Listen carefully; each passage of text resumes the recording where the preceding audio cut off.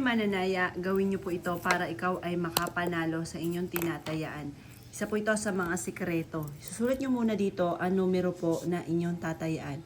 Sample lang ito, 5, 7, 25.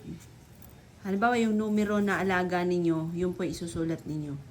43 at 35. Yan. Sabihin niyo po dito ang inyong pangalan. Ako si Apple Pagyo, mananalo ako ng jackpot. Pagkatapos, ito yung victory sign mga bossing. Ito yung victory sign. Sulat niyo siyang ganyan. Pwede niyo siyang isulat. Arrow po sign, yan po yung victory sign. Sulat niyo po siya kahit saan. Halimbawa, sulat nyo sa pintuan, kung gusto nyo kayo maging matagumpay ang lahat ng miyembro ng pamilya.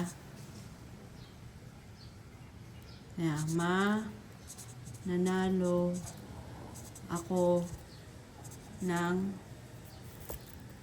sulat po dito, jackpot. Yan. Pagkatapos, halimbawa, di ba, tataya kayo. Ngayon, yung ticket ninyo, diyan nyo po siya isisingit. Yung ticket ninyo, diyan nyo po siya iipit. Ipit nyo po ito sa mataas na lugar. Halimbawa, sa may altar po ninyo, ipit nyo po siya. Makakatulong po ito upang sa ganon, kayo po ay manalo. Or kaya po, makakatulong po ito upang sa ganon, kayo po ay maka-attract ng swerte, lalo na sa pera. Kung ikaw ay mananaya, gawin nyo po ito agad.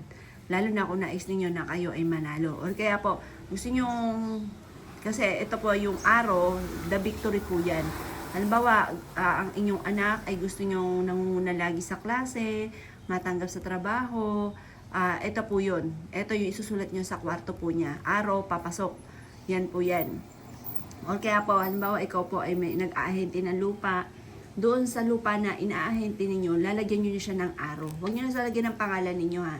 Hindi pwede nilalagyan yung lupa or kaya po yung semento ng pangalan. Diyan lang yan sa papel. Ngayon, ito yung araw ang ilalagay niyo. Ang importante, nakapagsulat ka ng sign ng araw. Kasi yung sign ng araw, the victory po yan. Yan po ay pagpapatagumpay sa mga pangarap po natin. Yan yung the victory. Yan. Kahit ano man po yan, basta ang usapin ng tagumpay, ito ang isa sa mga pinaka-the best na isusulat po natin. Yan. Kaya kung gagawa ka ng ganitong mga pamamaraan, ay siya mga boss, good luck po sa inyo po lahat.